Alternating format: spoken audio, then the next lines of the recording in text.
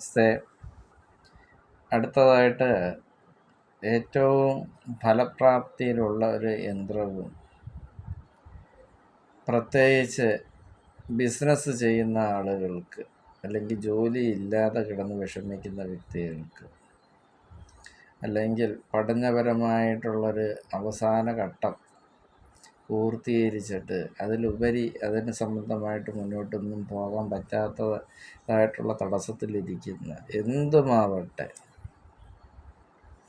അവർക്കൊക്കെ വേണ്ടിയുള്ളതാണ് ഈ പറയാൻ പോകുന്ന ഒരു മന്ത്രവും അതിൻ്റെ യന്ത്രവും അതിൻ്റെ സവിശേഷതകളും.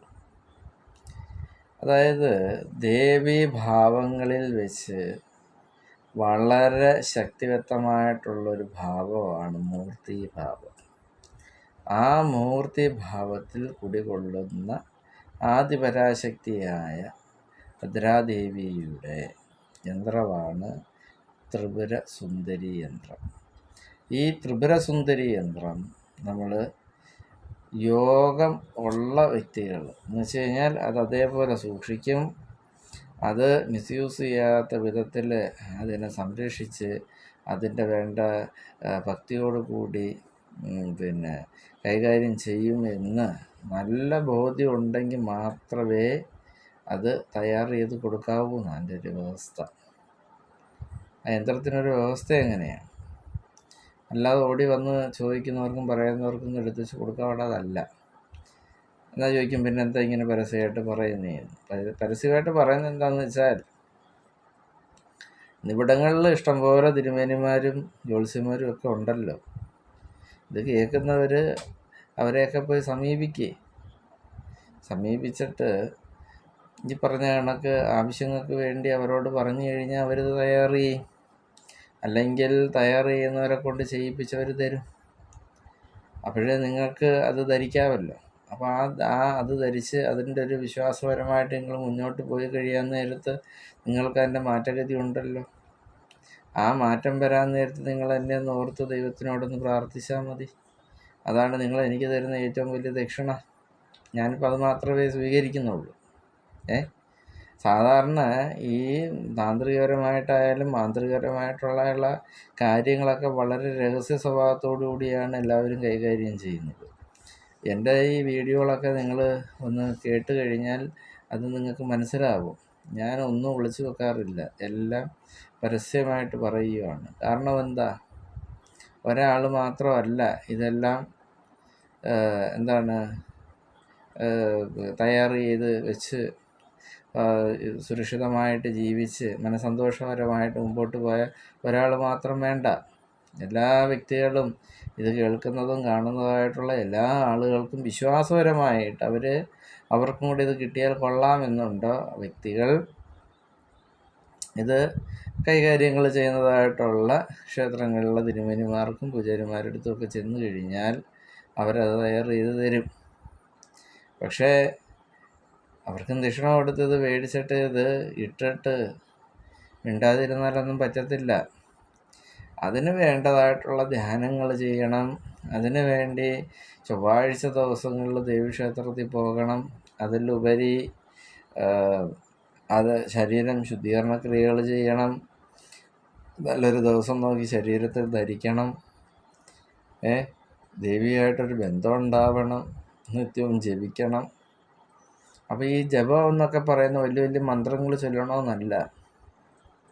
സ്വസ്ഥമായിട്ടിരുന്ന് നിങ്ങളുടെ മനസ്സിനകത്തുള്ള എല്ലാ വിഷമതകളെയും ദേവിയുടെ പാദത്തിലേക്ക് സമർപ്പിക്കുന്നതായിട്ട് കണ്ട് നിങ്ങളുടെ വിഷമതകൾ നിങ്ങൾക്ക് നേടേണ്ടതായിട്ടുള്ള കാര്യങ്ങൾ, നല്ല കാര്യങ്ങൾ മാത്രം മനസ്സിൽ കാണുക. ആ മനസ്സിൽ കണ്ടുകൊണ്ട് നിങ്ങൾ ദേവിയോട് പ്രാർത്ഥിക്കുക. ഒരു 6 മാസം കൂടാൻ നേരത്ത് ഈ യന്ത്രം കൊണ്ടുപോയി പൂജിക്കുക. അതും ഭക്തിയോടുകൂടി നിങ്ങളുടെ ദേഹത്ത് ധരിക്കുക. അപ്പോഴേ ഒരു കൊല്ലം കഴിയാൻ നേരത്ത് നിങ്ങളുടെ ശരീരവുമായിട്ടൊരു ബന്ധം അതിനുണ്ടാകും.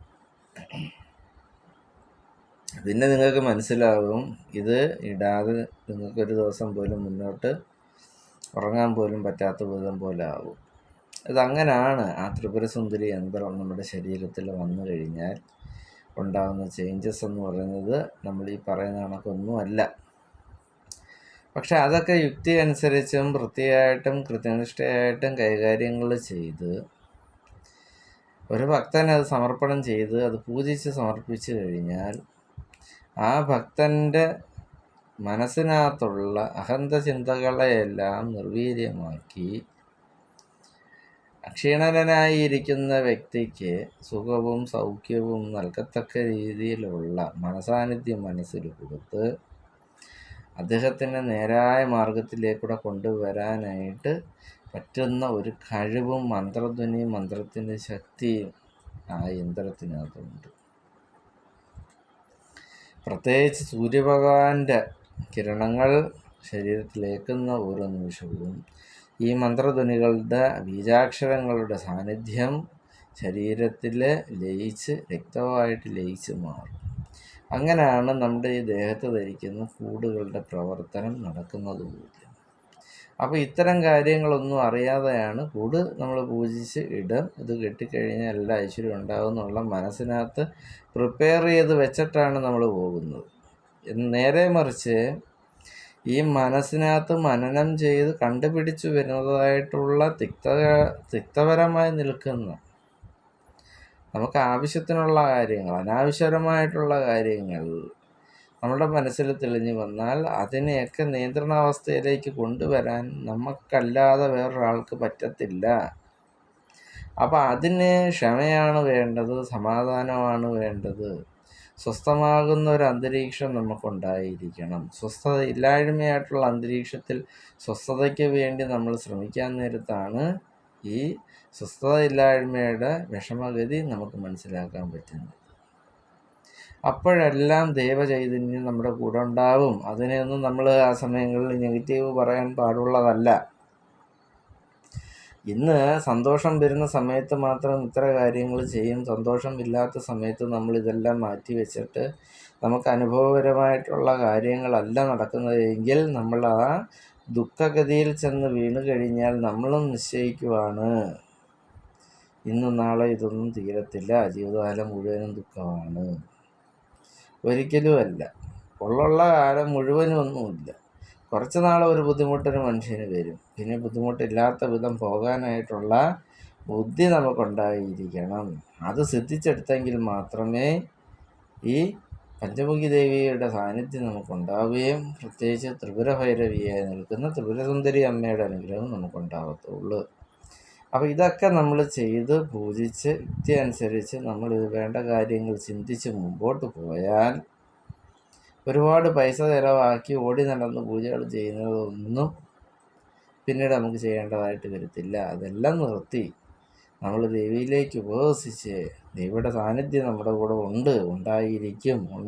അത് ആ ഒരു തത്വചിന്തയോടുകൂടി തന്നെ മുമ്പോട്ട് പോവുകയും അത് വിശ്വാസപരമായിട്ട് ചെയ്തു കഴിയാൻ നേരത്ത് അതിൻ്റേതായിട്ടുള്ള ഫലം ദേവി അത് അറിഞ്ഞു തരികയും ചെയ്യും.